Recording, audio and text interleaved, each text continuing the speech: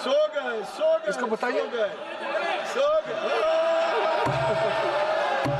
ऐसे आप देखिए। दादा उठो। इसलिए मैंने कहा ना दादा, आप हर समय मत बोलिए, नींद आ जाएगा आपको। अब हम लोग सब यहाँ मेंबर ऑफ पार्लियामेंट है। हमारा कॉन्स्टिट्यूंसी में हर धर्म के लोग हैं। अभी ये दादा बोल रहे थे कि मेरा कॉन्स्टिट्यूंसी मुसलमान है क्या? मेरे कॉन्स्टिट्यूंसी में बहुत मुसलमान वोटर है। सो गए इसको बताइए। सो गए ऐसे आप देखिए। दादा उठो। इसलिए मैंने कहा ना दादा, आप हर समय मत बोलिए, नींद आ जाएगा आपको। सर थक जाते हैं हम लोग। सर जो महत्वपूर्ण बात मैं कहना चाहता हूं सर, मैं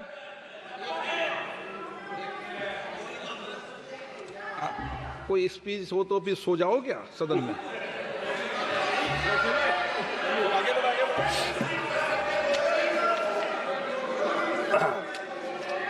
वो कल रात क्या कर रहे थे मैं नहीं पूछूंगा उसको।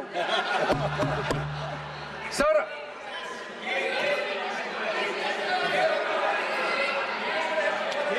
चेक कर लेंगे, पॉलिटिकल रिप्रेजेंटेशन चेक कर लेंगे। ब्रोदर पॉलिटिकल रिप्रेजेंटेशन हमारे लिए जरूरी है। हो गया।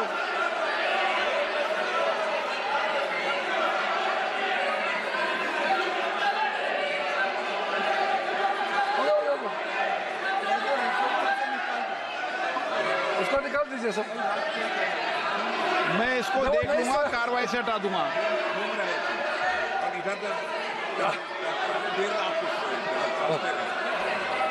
और आप और पढ़ रहे थे, किताब पढ़ रहे थे, मैं क्या कर सकता हूँ?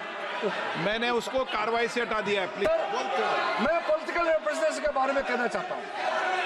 हम सबका कॉन्स्टिट्यूंसी में हिंदू भी हो सकता है, मुसलमान हो सकता है, क्रिश्चियन हो सकता है, बौद्ध हो सकते हैं, पारसी, सिख सब हो सकते हैं।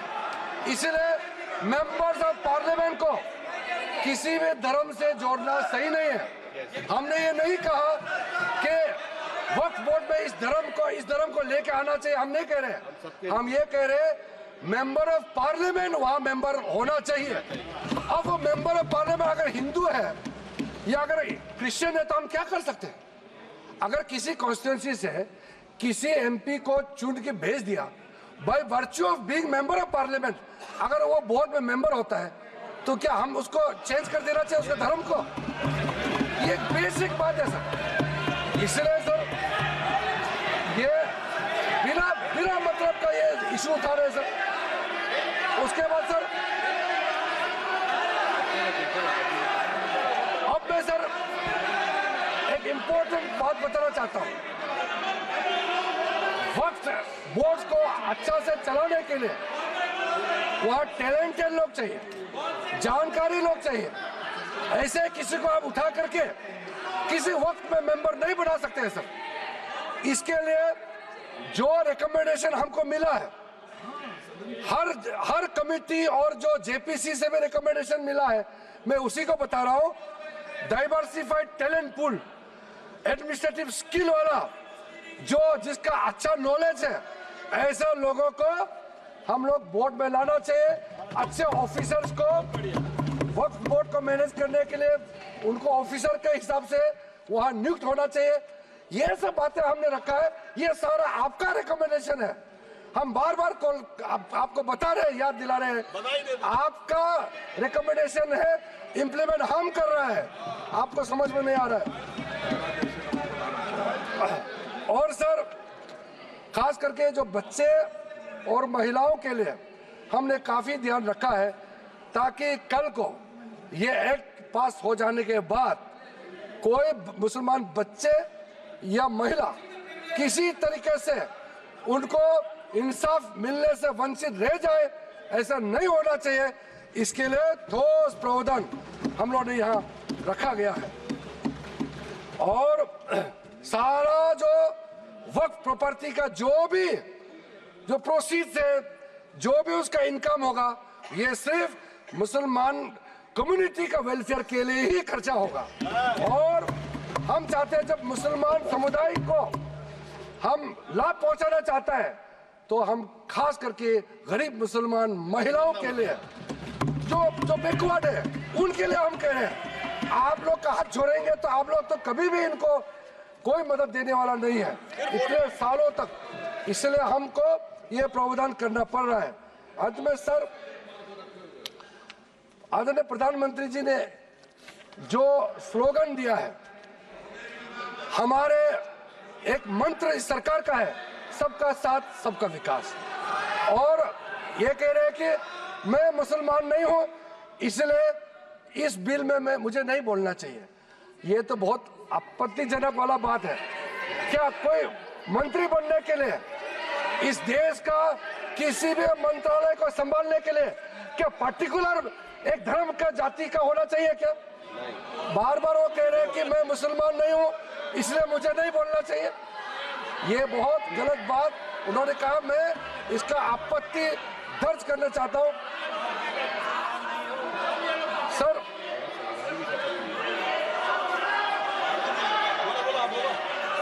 बोला इसलिए सर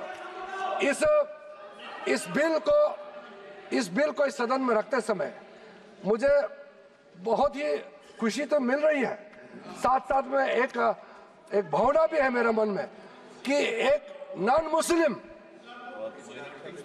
मैं खुद माइनॉरिटी हूँ, नॉन मुस्लिम हूँ, लेकिन मुसलमानों का वेलफेयर के लिए ये बिल रखने का मौका मिल रहा है। ये मेरे लिए एक सौभाग्य की बात है। आदरणीय प्रधानमंत्री जी का आशीर्वाद से इतना एक भला काम करने का जो मौका मिला है, ये हर आदमी को ये मौका नहीं मिलता है। इसलिए मैं अपने आप को मैं बहुत ही भाग्यवान मानता हूँ, क्योंकि हर रोज हम लोग काम करते हैं, इस सदन में बैठ करके 12 बजे तक रात तक हम लोग डिबेट डिस्कशन करते हैं। कभी कभी ऐसा मौका मिलता है जो सदियों तक याद रखेगा कि ऐसा काम किसी सरकार को, किसी मंत्री को बात रखने का मौका मिलता है। सर, मेरे पास और भी पॉइंट बहुत है, लेकिन जैसे हमारे कांग्रेस के साथियों ने और कई लोगों ने भी रिक्वेस्ट किया है, मैं मानता हूं कि जो प्रमुख रूप से जो मुद्दा, जो ऑब्जेक्शन रेज किया गया, उसका हमने रिप्लाई कर दिया गया है। और बिल में जितना भी प्रावधान, जितना सेक्शन हमने या डिलीशन किया, एडिशन किया या अमेंड किया, सारे के सारे प्रावधान को हम उचित समय पर और विस्तार से आपके सामने में रखूंगा। ये मेरा आखिरी भाषण नहीं है, इसलिए आप लोगों ने इतना आपत्ति आप लोगों ने दर्ज किया, लेकिन मैंने उसका सिर्फ 50% ही रिप्लाई किया है। अभी 50% और भी जवाब देना बाकी है, लेकिन आदरणीय अध्यक्ष महोदय जी का परमिशन से आज आप लोगों को भी इतना सवाल उठाने का मौका दिया, इतना और ज्ञान मुझे भी आपके जितना भी आशंकाएं हैं दूर करने का मौका दिया। अध्यक्ष महोदय जी, इसी शब्दों के साथ मैं आपसे अनुमति चाहता हूं कि इस बिल को मैं इस सदन में इंट्रोडक्शन के रूप में पेश करूं।